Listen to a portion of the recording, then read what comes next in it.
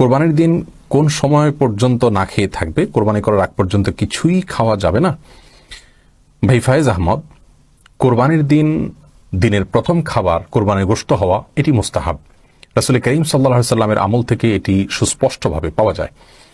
তিরমিজি এবং মুসনাদ আহমদ সহ বিভিন্ন হাদিসের কিতাবে রয়েছে যে নবী করিম সাল্লাল্লাহু আলাইহি সাল্লাম ঈদুল আজহাতে কোনো কিছু খেতেন না বাসায় এসে কোরবানির গোশত প্রস্তুত হওয়ার আগ পর্যন্ত। বিভিন্ন সালাফ থেকে উক্তি পাওয়া যায় যে কোরবানির গোশতটা এটি মূলত তো আমরা আল্লাহকে দান করে দিয়েছি, আল্লাহর উদ্দেশ্যে পশু জবাই করেছি, তারপর আল্লাহ তাআলা সেটা আমাদেরকে খেতে দিয়েছেন। কেমন যেন আল্লাহর পক্ষ থেকে এটি মেহমানদারি। তো আল্লাহর মেহমানদারের জন্য নিজেকে প্রস্তুত করে রাখা এবং অপেক্ষা করা, এটা আল্লাহর মেহমানদারির সম্মান দেখানোর শামিল। সেই জন্য কোরবানির ঈদে অর্থাৎ ঈদুল আজহাতে আমরা ভোর থেকে কোনো কিছু না খেয়ে কোরবানির গোশত দিয়ে দিনের প্রথম খাবার গ্রহণ করব, এটি মুস্তাহাব বা সুন্নাহ।